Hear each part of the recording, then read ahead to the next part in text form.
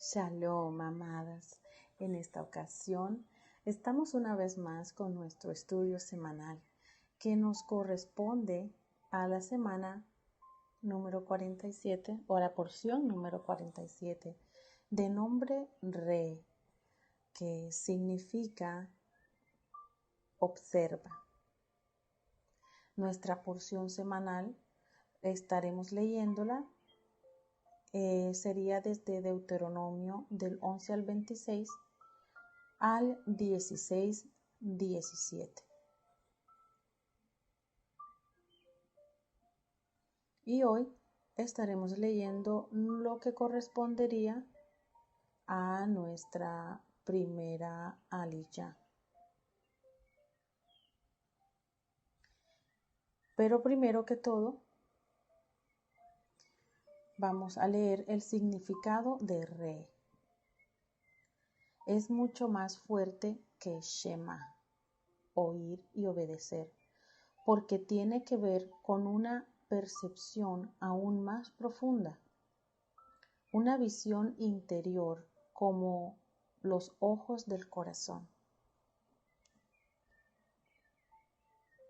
Nuestra primera aliyá estaremos leyéndola desde el capítulo 11, versículo 26, hasta el capítulo 12, versículo 10.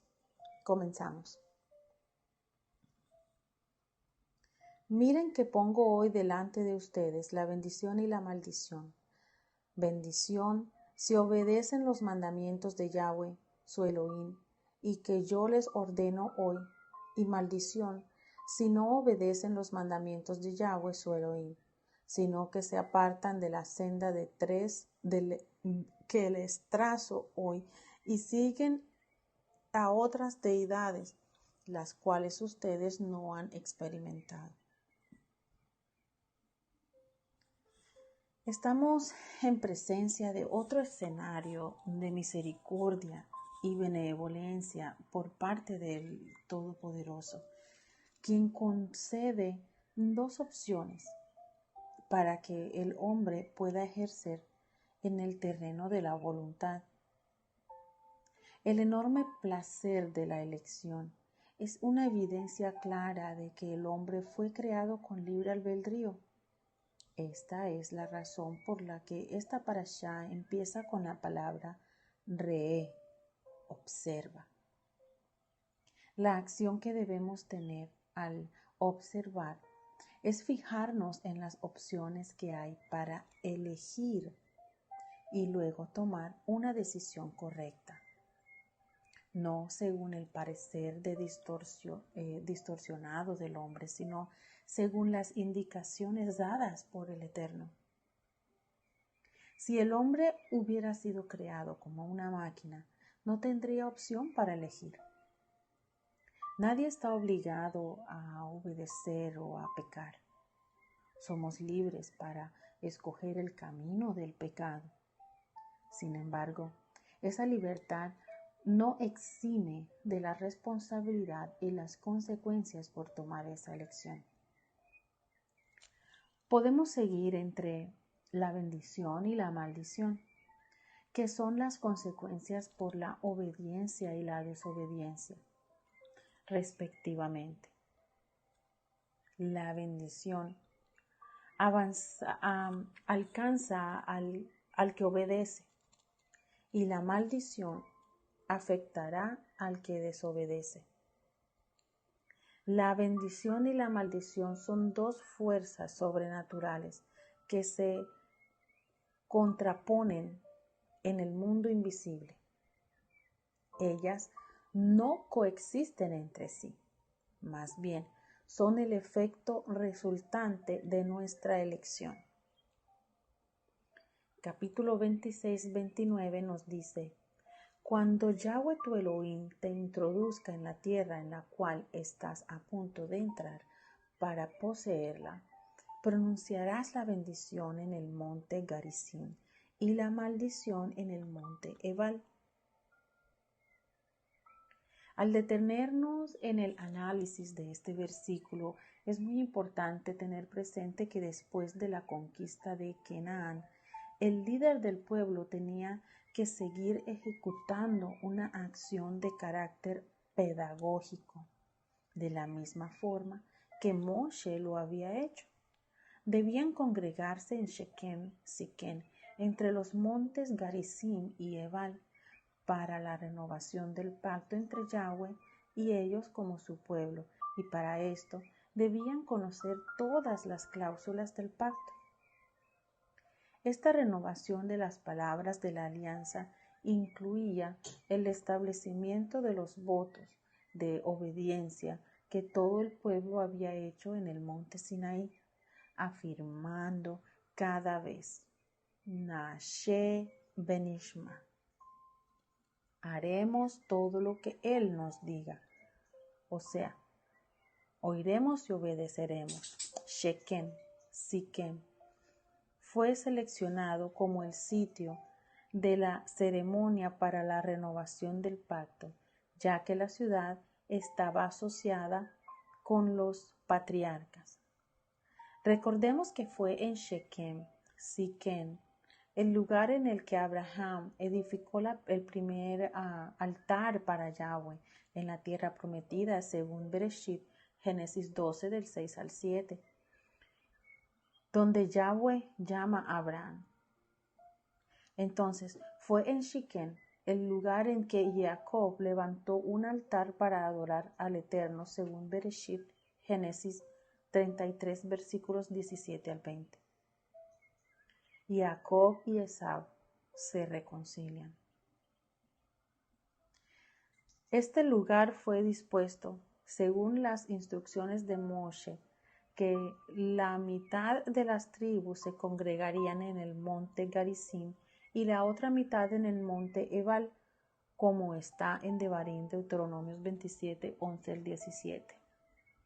Renovación de la alianza. Bajo la dirección de los levitas, las tribus en el monte Garizim pronunciarían las bendiciones y las tribus en el monte Ebal pronunciarían las maldiciones. Este ejercicio práctico de la proclamación de las bendiciones y las maldiciones se presenta en detalle en Devarim, Deuteronomios 27 y 28, el cual aparece reflejado también en Josué 8, en el versículo 30 al 35, donde Yehoshua lee la Torá, basado en las instrucciones que Moshe dio al pueblo del Eterno. Otro aporte profético importante en este pasaje está en uno de los significados de la palabra Siquem. Ese lo podemos encontrar en el Strong número 7926, que significa hombro, hombros, espaldas, lugar de carga. Aprendimos de la historia de Joseph, hijo de Jacob, que es un lugar muy espiritual.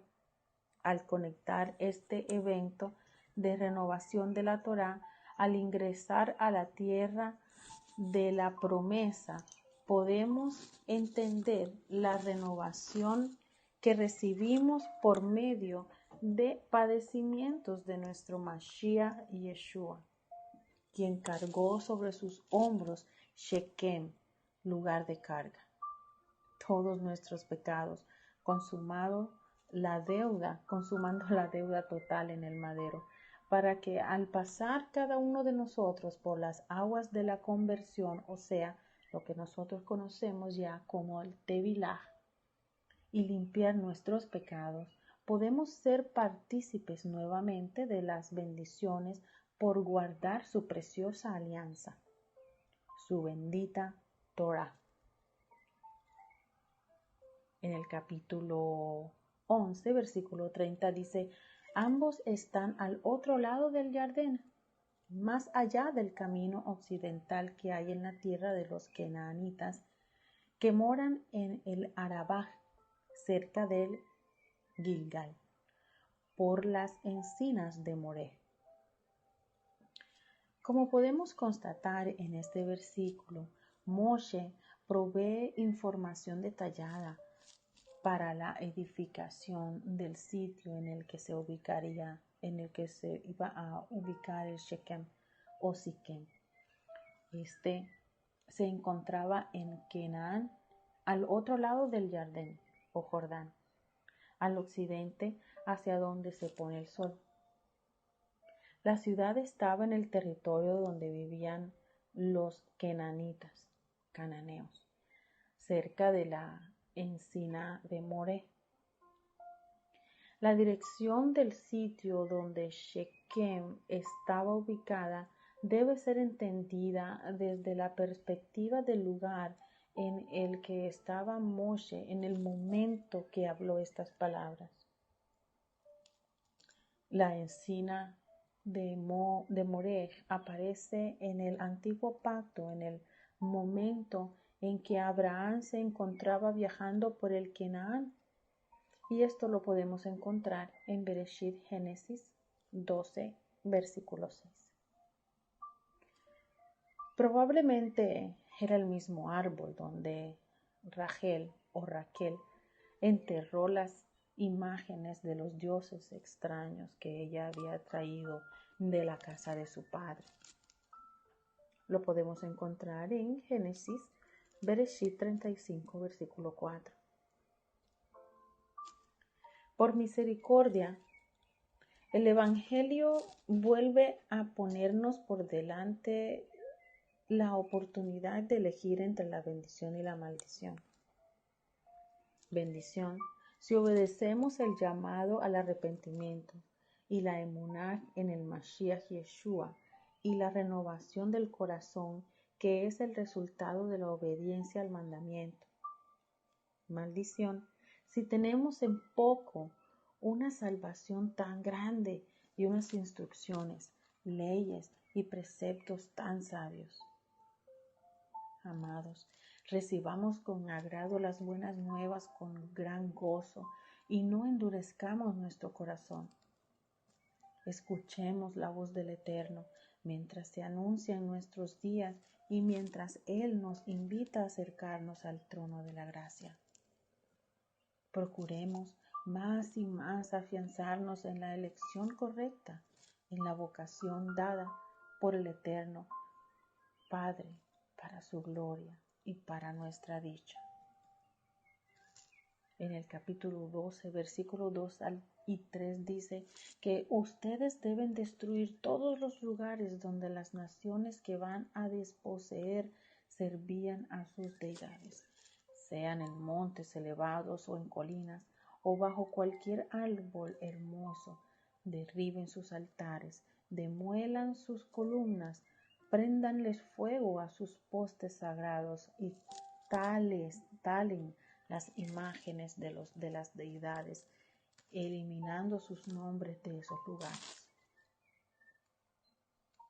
Aquí el texto que habla de destruir los lugares de culto pagano y borrar los nombres de los dioses falsos está probado en Devarim, Deuteronomio 12, el versículo 14, donde habla de que no actúen con Yahweh su Elohim de esa manera. No se puede servir al Eterno, amados, como lo hacen los idólatras con sus ídolos, ni levantar altares al Eterno en cualquier lugar. Solo es posible hacerlo en el lugar escogido por Él. También se ha interpretado este texto diciendo que está prohibido destruir cosas y lugares que han sido utilizados en el culto al Eterno. Lo cierto es que no tenemos derecho a destruir la idolatría en lugares que no nos pertenecen, solo en el nuestro. El mandamiento es para la tierra de Israel, que fue entregada a los hijos de Israel. Tenemos autoridad, pero para destruir la idolatría en los territorios que nos han sido dados, no sobre otros. En el capítulo 12, versículo 4, dice que no procederéis así. Afirma el doctor Catriel Blad. Si se compara con el verso 3 que dice, borraréis su nombre. Nos puede llevar a la conclusión de que no podemos borrar el nombre del Eterno de ningún lugar. De aquí viene el mandamiento que prohíbe la destrucción de cosas que llevan el nombre del Eterno. Este precepto lo podemos encontrar en la lista de los preceptos y este sería el precepto número 453. Esto traza una línea que impide que sobresalga el sincretismo que lucha por ser reconocido como del agrado al Eterno, porque no se trata de hacerlo bajo nuestras condiciones, sino bajo las establecidas ya para proceder con respecto a la dirección establecida de su palabra. Si el mundo va en un sentido o en otro, el hombre y la mujer de Torah solo le debe interesar seguir el sendero trazado por el mandamiento. En el capítulo 12, versículo 5, dice: si no, miren solamente al lugar que Yahweh su Elohim escoja entre todas sus tribus como su habitación para establecer allí su nombre. Allá han de ir ustedes. La instrucción concerniente al uso del altar dada en Shemot, Éxodos 20, versículo 24 al 26, que presupone diversos santuarios en Israel, pero que deja también clara la centralización del culto. Nos anuncia desde los comienzos un santuario único en el que Yahweh debía y debe ser adorado. La selección de Jerusalén como el lugar donde el santuario central iba a ser edificado sucedió por causa de una asociación de la ciudad de David y por causa del pacto de Yahweh que Yahweh había hecho con él. Esto lo puedes encontrar en Shemuel Bet, 2 de Samuel 7, donde habla del pacto de Elohim con David. El tiempo en el monte de Sión o Shalem, como fue conocido a partir de Malquisedec, fue el lugar específico que el Eterno seleccionó para manifestar su nombre y establecer su residencia en Israel. Por esta razón, el templo de Yahweh en Jerusalén fue declarado el lugar donde el verdadero culto al Todopoderoso debía ocurrir, según el testimonio de el salmista en el Salmo o Tehilim 76, versículo 2, donde habla que en Shalem está su cabaña, su morada está en Sión.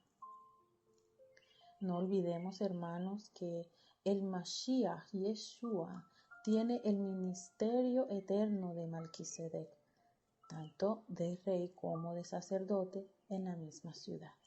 Escrito así, lo podemos encontrar en Tehilim, Salmos 110, versículo 4, donde habla de que Yahweh ha jurado y dice que Yahweh ha jurado y que no se retractará. Dice que tú eres sacerdote para siempre según el orden de Malquisedec.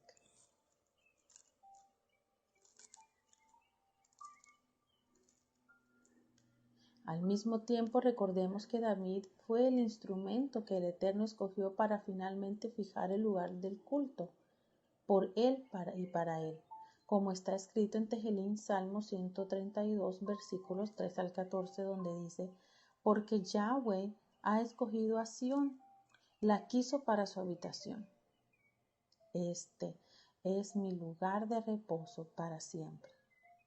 Aquí habitaré, porque la he deseado. El monte Sión fue escogido para siempre, para ser el lugar donde se fijará el nombre del Eterno. En Jerusalén hay una marca de la letra hebrea Shin. en el relieve, en las montañas, esta es la primera letra del nombre del Shaddai, que significa el todo suficiente o el todopoderoso. Y así, Yahweh puso también en ese lugar de forma física uno de sus poderosos nombres. En el capítulo 12, versículo 7, dice: junto con sus familias festejarán allá delante de Yahweh su Elohim, felices por todas sus empresas en las que Yahweh su Elohim los ha bendecido. Con esta declaración Moshe establecía como cierto un hecho que formaba parte del futuro y que sin duda alguna estaba fuera del control humano, que no era posible determinar por el desempeño y el esfuerzo del hombre. Era otra declaración profética que se expresa al comenzar el verbo en futuro das-shem o des-shem, comerán, prosperidad, bienestar, fertilidad y abundancia. En este sentido, Moshe estaba condicionando estos beneficios futuros al determinar que era en la presencia del Eterno donde debíamos estar, la que debíamos procurar y por la que nos debíamos esforzar, hasta el punto de lograr erigir en torno a la mesa de nuestro hogar un altar compuesto por cada miembro de nuestra familia, que al unísono procure siempre encontrarse con el Todopoderoso. En el capítulo 12, versículo 9 dice: porque todavía no han llegado al refugio asignado que Yahweh su Elohim les está dando. Muchos consideran que el lugar de reposo se refiere a Shiloh, y la heredad se refiere a Jerusalén. Lo que sí es cierto es que el versículo 9 coloca una pausa de añoranza en el discurso de Moshe, quien avisora un estado de beneplácito para el pueblo que nunca había experimentado, haciendo que los eventos de liberación y cuidado fueran opacados por la gloria venidera. Esto nos enseña que, al contrario de la didáctica mundana que inyecta admiración y deseo en el pasado, la Torá impulsa a desearlo por venir. El Mesías Yeshua en Hidgalut, Apocalipsis 22, versículo 20, donde dice, en el que da el testimonio de estas cosas, dice: si yo vengo pronto, sí, yo vengo pronto. Amén. Ben Adon Yeshua. En el capítulo 12, versículo 10 al 11 dice: cuando crucen el Jardín y se establezcan en la tierra de Yahweh, su Elohim, les estará repartiendo y les concederá seguridad de todos sus enemigos alrededor de ustedes y vivirán en seguridad. Entonces deben traer todo lo que les ordene al lugar donde Yahweh su Elohim escoja establecer su nombre. En estos versos se declara de manera muy profética el momento en el que sería establecido el lugar ya permanente del nombre del Eterno. Nos damos cuenta en esta porción de que esto se producirá no solamente después de la conquista liderada bajo la dirección de Yehoshua, Josué, durante 14 años, sino después de que Israel tuviera la paz.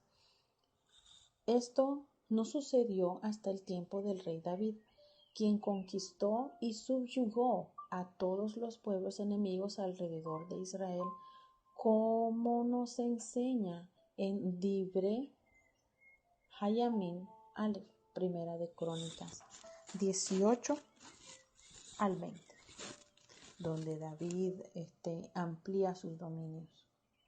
Sin embargo, dice la escritura acerca de la actitud del rey David en Shemuel Bet 2, Samuel 7,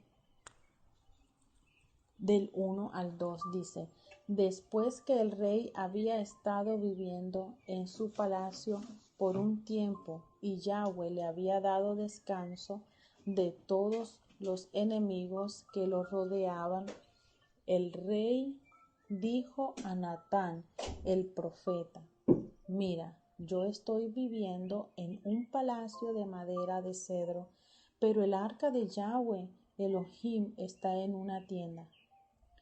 Posteriormente, en Divrei Hayamim Aleph, Primera de Crónicas, del 21 al 22, dice, 21 y 22, dice: y la escritura habla de la compra del campo en el que el templo iba a ser edificado, al norte de la ciudad de David. Sin embargo, aunque el rey David tenía el gran deseo en su corazón de construir el templo, no pudo hacerlo por haber matado a muchos hombres en las batallas que había peleado. Pero por eso su hijo Shelomo sería el escogido para llevar a cabo esa magnífica obra, como está escrito en Divrei Aleph, Primera de Crónicas 22, versículos del 8 al 9, donde nos habla: pero vino a mí la palabra de Yahweh diciendo: tú has derramado mucha sangre y has combatido en grandes batallas. Tú no edificarás una casa para mi nombre, porque has derramado a mi vista mucha sangre en la tierra. Pero tendrás un hijo que será un hombre reposado, y yo le daré reposo y de todos sus enemigos de alrededor. Se llamará Shelomo, pacífico, y en sus días yo le concederé paz y tranquilidad a Israel. Él edificará una casa para mi nombre, será un hijo para mí y yo un padre para él. Y afirmaré el trono de su reino sobre Israel para siempre. Desde entonces, Jerusalén es el lugar en el que el nombre del Eterno es fijado para siempre, y es allí en el que el Ben David, el hijo de David, Yeshua el Mesías, muy pronto se sentará sobre el trono de David para gobernar sobre las 12 tribus de Israel y el resto del mundo. En Lucas 1, versículos 32 al 33 dice que él será grande, será llamado el hijo de Elohim. Yahweh Elohim le dará el trono de su padre David y reinará sobre la casa de Jacob para siempre. Su reino no tendrá fin. Amados, hemos llegado al final de nuestra primera aliyá, que corresponde a nuestro estudio semanal de nombre Re, de nuestra parashá número 47. Nos vemos en nuestra segunda aliyá. Shalom, shalom.